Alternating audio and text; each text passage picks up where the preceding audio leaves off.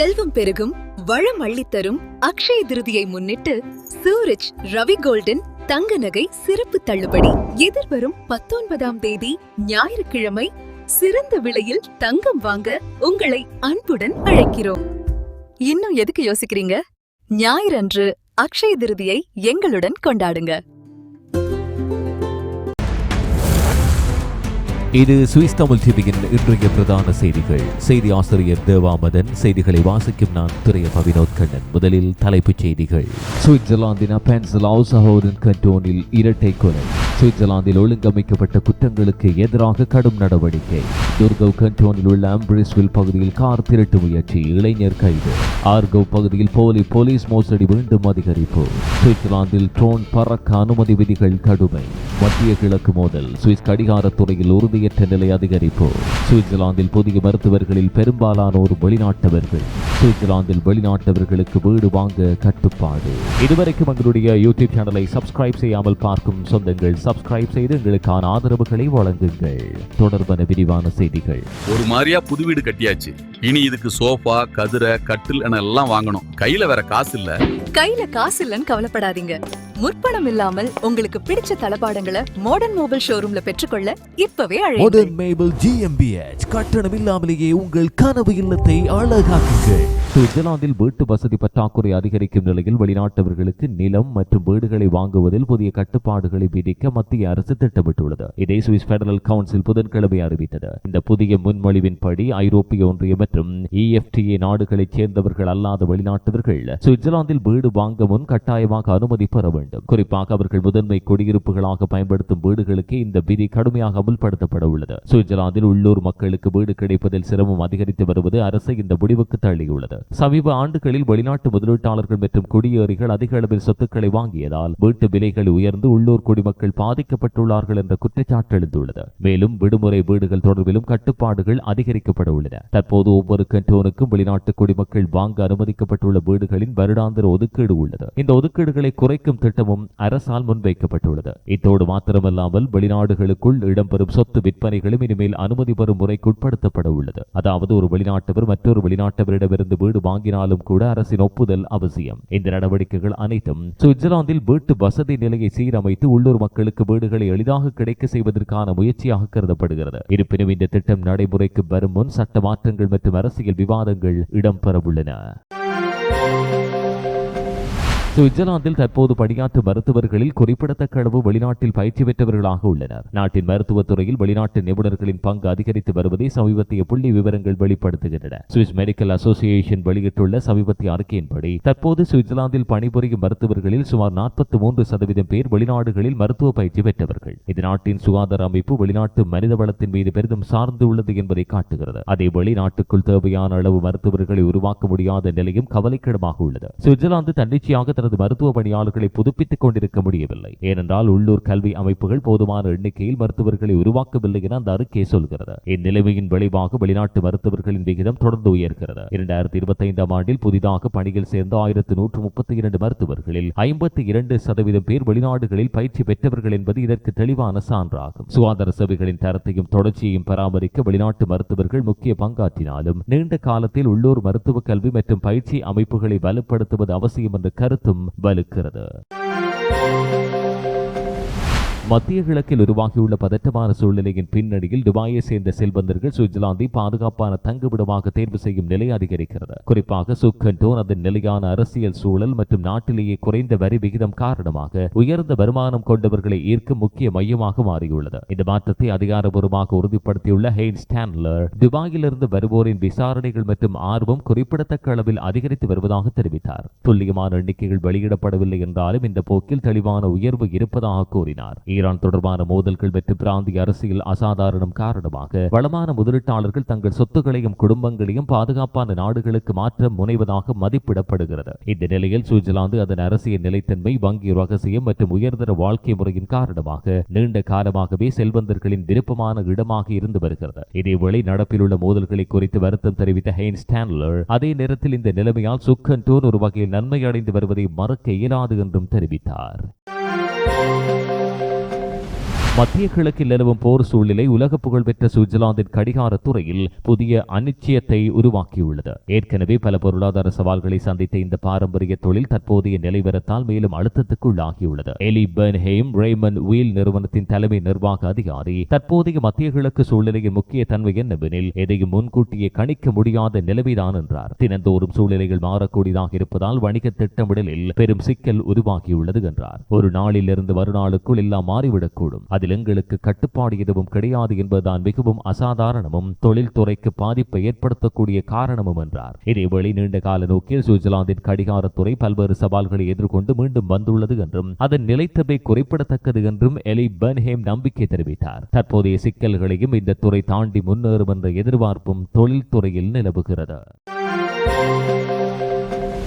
சுவிட்சர்லாந்தில் ட்ரோன் பறக்க சிறப்பு அனுமதி பெற விரும்புவோர் கடைபிடிக்க வேண்டிய முக்கிய விதிமுறைகளை கன்ட்ரோன்ஸ் போலீசாய் ஜென்ஃப் வெளியிட்டுள்ளது. பாதுகாப்பு மற்றும் தனி உரிமை காரணங்களால் இந்த நடைமுறைகள் கடுமையாக அமல்படுத்தப்படுகின்றன. இந்த சேவையை பயன்படுத்த விண்ணப்பதாரர்கள் அனைத்து பொது விதிமுறைகளையும் ஏற்க வேண்டும். குறிப்பாக ஒவ்வொரு விண்ணப்பமும் திட்டமிட்ட பறக்கும் தேதிக்கு குறைந்தது 2 வேலை நாட்களுக்கு முன் சமர்ப்பிக்கப்பட வேண்டும். ஒரே விண்ணப்பம் அதிகபட்சம் தொடர்ந்து 4 மணி நேரத்துக்கு மாத்திரமே செல்லுபடி. மேலும் விண்ணப்பத்தில் குறிப்பிடத்தக்க தொடக்க இடத்தை மையமாக கொண்டு 500 மீட்டர் வரம்பிற்குள் மாத்திரமே பறக்க அனுமதி வழங்கப்படும். போலீசார் வழங்கும் இந்த சிறப்பு அனுமதி குறிப்பிட்ட ட்ரோன் இயக்குநருக்கும் அவர் அறிவித்த ட்ரோனுக்கு மாத்திரம் பொருந்தும். அதேபோல் விண்ணப்பத்தில் குறிப்பிடப்பட்ட திகதி, நேரம் மற்றும் பகுதியை தவிர வேறு எங்கும் பயன்படுத்த முடியாது. விண்ணப்பிக்கக்கூடிய நபர் குறைந்தது 18 வயதானவராகவும் சட்ட ரீதியான பொறுப்புகளை ஏற்கக்கூடியவராகவும் இருக்க வேண்டும். குழந்தைகள் உள்ள இடங்களுக்கு அருகில் ட்ரோன் பறக்கும் போது கூடுதல் கவனம் இருக்க வேண்டும். பள்ளிகள், குழந்தைகள் பராமரிப்பு மையங்கள் போன்ற இடங்களில் அருகில் பறக்க திட்டமிட்டால் அந்த விண்ணப்பம் நிராகரிக்கப்பட வாய்ப்பு அதிகம். மேலும் ட்ரோன் இயக்குனர் எப்போதும் சுவிட்சர்லாந்தில் நடைமுறையில் உள்ள விதிமுறைகளை பின்பற்ற வேண்டியது கட்டாயம். குறிப்பாக புண்டஸ்ஆம்ட் für Civil Luftfahrt வகுத்துள்ள வழிகாட்டுதல்களை கடைபிடிக்க வேண்டும். இதில் தொடர்பில்லாத நபர்களின் மேல் பறக்கக்கூடாது என்ற விதியும் அடங்கும். ஒருமுறை சமர்ப்பிக்கப்பட்ட விண்ணப்பத்தை பின்னர் மாற்ற முடியாது.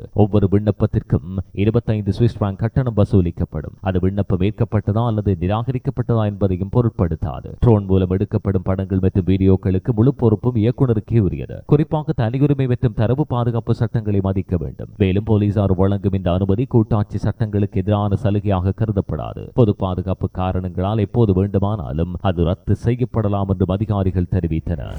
சிறிய விளம்பர இடைவெளியின் பின் செய்திகள் தொடரும்.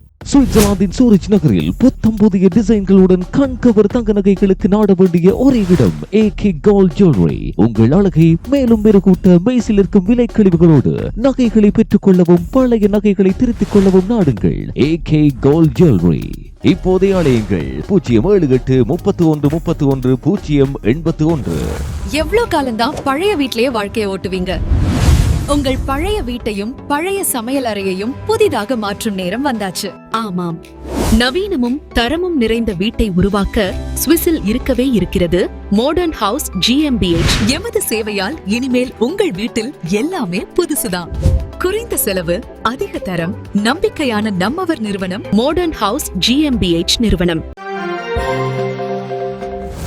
சுவிட்சர்லாந்தின் சொலத்தோன் கண்டோனில் உள்ள லவுபர்ஸ்டோர்ஃப் பகுதியில் இடம்பெற்ற பண்ணை வீட்டில் திருட்டு சம்பவத்தோடு தொடர்புடையதாக சந்தேகிக்கப்படும் 16 வயதான இளைஞர் ஒருவரை போலீசார் கைது செய்தனர். இந்த நடவடிக்கை கண்டோன்ஸ் போலீசார் சொலத்தோன் வியாழக்கிழமை காலை மேற்கொண்டது. 2026 ஏப்ரல் 16ஆம் தேதி காலை சுமார் 7:40 அளவில் லவுபர்ஸ்டோர்ஃப் பகுதியில் உள்ள ஒரு பண்ணை வீட்டில் சந்தேகத்துக்கிடமான சத்தங்கள் கேட்டதாக தகவல் கொடுக்கப்பட்டது. பின்னர் அந்த வீட்டின் அலுவலக அறையில் அடையாளம் தெரியாத ஒருவர் இருப்பது கண்டறியப்பட்டது. அவர் உடனடியாக அங்கிருந்து தப்பிச் சென்று சைக்கிளில் சம்பவ இடத்திலிருந்து விலகினார். இதையடுத்து சொலத்தோன் கண்டோனல் போலீசார் உடனடியாக பல கண்காணிப்பு குழுக்களோடு தேடுதல் நடவடிக்கையை தொடங்கினர். பின்னர் பால்ஸ்டால் ரயில் நிலையம் அருகே வழங்கப்பட்ட விவரணத்தோடு பொருந்தும் ஒருவரை ஒரு கண்காணிப்பு குழு கவனித்தது. போலீசாரை கண்டதும் அவர் மீண்டும் தப்பிச் செல்ல முயன்றாலும் இறுதியில் அவர் பிடிக்கப்பட்டார். கைது செய்யப்பட்டவர் 16 வயதான அல்ஜீரிய இளைஞர் ஆவார். மேலதிக விசாரணைகள் தொடர்கின்றன. அத்துடன் அவர் தற்காலிக காவலில் வைக்கப்பட்டார். தப்பிச் செல்லும் போது அவர் சில பொருட்களை வழியிலேயே இழந்ததாகவும் அவை குற்ற செயலோடு தொடர்புடைய பொருட்களாக இருக்கலாம் என ஆரம்ப விசாரணைகளில் சொல்லப்படுகிறது. சம்பவம் தொடர்பில் மேலதிக விசாரணைகள் தொடர்கின்றன.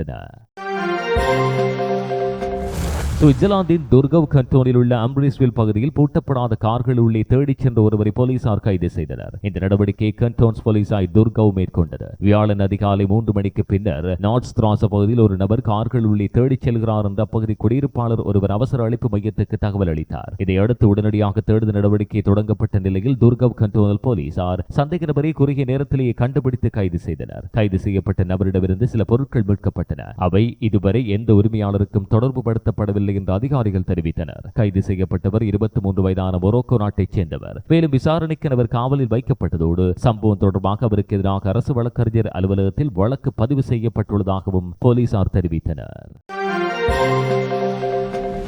சுவிட்சர்லாந்து கூட்டாட்சி போலீஸ் அலுவலகம் வெளியிட்ட 2025ஆம் ஆண்டுக்கான ஆண்டு அறிக்கை நாட்டின் உள்நாட்டு பாதுகாப்பு நடவடிக்கைகள் மற்றும் குற்றத்தடுப்பு முயற்சிகள் குறித்து விரிவான பார்வையை வழங்குகிறது. குறிப்பாக ஒழுங்கமைக்கப்பட்ட குற்ற செயல்களுக்கு எதிரான போராட்டம் இந்த அறிக்கையின் முக்கிய அம்சமாக உள்ளது. இந்த அறிக்கையின்படி மனித கடத்தல் குழுக்கள் பெண்களை மற்றும் பலவீனமான நபர்களை பாலியல் தொழிலில் சுரண்டுவது, குற்றக்குழுக்கள் சட்டவிரோதமாக சம்பாதித்த பணத்தை நிலம் மற்றும் ஆடம்பர பொருட்களை முதலீடு செய்து பண மோசடி செய்வது, இணைய குற்றவாளிகள் சுவிஸ் இணையதளங்களை குறிவைத்து தாக்குதல் நடத்துவது போன்ற பல்வேறு வடிவங்களில் குற்ற செயல்கள் இடம்பெற்று வருகின்றன. மேலும் சமூக ஊடகங்கள் மூலம் இளைஞர்களை குற்ற செயல்களில் ஈடுபடுத்தும் முயற்சிகளும் அதிகரிக்கின்றன. இந்த சவால்களை எதிர்கொள்ள ஃபெட்போல் பல்வேறு உள்நாட்டு மற்றும் சர்வதேச அமைப்புகளோடு இணைந்து செயற்படுகிறது. 2026ஆம் ஆண்டு இறுதிக்குள் ஒழுங்கமைக்கப்பட்ட குற்றங்களை கட்டுப்படுத்த தேசிய செயற்திட்டம் ஒன்றை உருவாக்கும் பணியில் அதிகாரிகள் ஈடுபட்டுள்ளனர். அதேவேளை சர்வதேச தேடுதல் நடவடிக்கைகளிலும் முக்கிய முன்னேற்றங்கள் கிடைத்துள்ளன. பல்வேறு போலி அடையாளங்களோடு ஐரோப்பிய நாடுகளில் மறைந்து வாழ்ந்து வரும் ஒருவரை நம்பகமான உயிரியல் அடையாள தகவல் முறைகளின் உதவியால் சுவிட்சர்லாந்தில் அடையாளம் கைது செய்யப்பட்டுள்ளது. சர்வதேச அரசியல் பதட்டங்கள் அதிகரித்துள்ள சூழலில் சுவிட்சர்லாந்து ஒரு முக்கிய தூதரக மையமாக இருப்பதால் பாதுகாப்பு பொறுப்புகளும் அதிகரித்துள்ளன. 2025ஆம் ஆண்டில் மாத்திரம் 1305 சர்வதேச பாதுகாப்பு உரிமை பெற்ற நபர்களுக்கு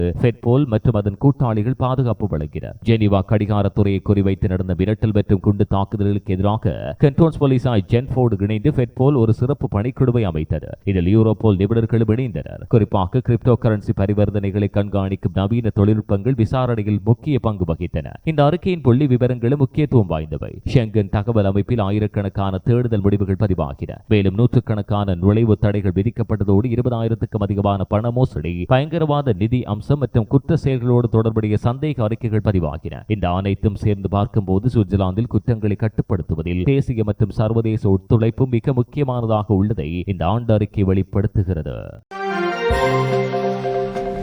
சுவிட்சர்லாந்தின் ஆர்கவ் கண்டோனில் தொலைபேசி மூலம் இடம்பெறும் மோசடிகள் மீண்டும் அதிகரித்து வருவதாக அதிகாரிகள் எச்சரித்தனர். குறிப்பாக தங்களை போலீசாராகவும் அல்லது வங்கி ஊழியர்களாகவும் சுட்டிக்காட்டிக் கொண்டு பொதுமக்களை ஏமாற்றும் குழுக்கள் கடந்த சில நாட்களில் பல்லாயிரம் சுவிஸ் பிராங்குகளை மோசடி செய்துள்ளனர். இந்த சம்பவங்களில் ஒன்றாக 79 வயதான ஒரு பெண்ணுக்கு ரைஃபைசன் பேங்க் வங்கியிலிருந்து அழைக்கிறோம் என்று கூறி ஒருவர் தொடர்பு கொண்டுள்ளார். அமேசான் கணக்கோடு தொடர்புடைய சந்தேகமான பரிவர்த்தனை உள்ளது என்று கூறிய அந்த நபர் போலீசாரை தொடர்பு கொள்ளுமாறு அறிவுறுத்தினார். அதன்படி வழங்கப்பட்ட எண்ணுக்கு அழைத்த போது போலீஸ் அதிகாரி ஒருவருடன் பேச வைத்தனர். அதன் பின்னர் அந்த பெண்ணிடம் ஒரு குறிப்பிட்ட தொகையை வங்கியிலிருந்து எடுத்துக்கொண்டு அதை ஒரு கூரியரிடம் ஒப்படைக்குமாறு கூறப்பட்டுள்ளது. இதை நம்பிய அவர் 10,000 பிராங்குகளுக்கு மேற்பட்ட தொகையை எடுத்து வீட்டின் முன் வந்த அறியாத நபரிடம் கொடுத்துள்ளார். 2026 ஏப்ரல் 14ஆம் தேதி இடம்பெற்ற இந்த சம்பவம் சமீப நாட்களில் ஒரே மாதிரியான பல மோசடி வழக்குகளில் ஒன்றாகும். சிலர் இந்த மோசடியை நேரத்தில் உணர்ந்தோ அல்லது உறவினர்களின் எச்சரிக்கையால் தவிர்த்தோ இருந்தாலும் மற்றொரு 83 வயதான பெண்ணும் இதே முறையில் பெரும் தொகையை இழந்துள்ளார். இதற்கிடையில் ஒரு வங்கி கிளையின் முன்பு சந்தேகத்துக்கிடமாக இருந்த ஒரு வயதான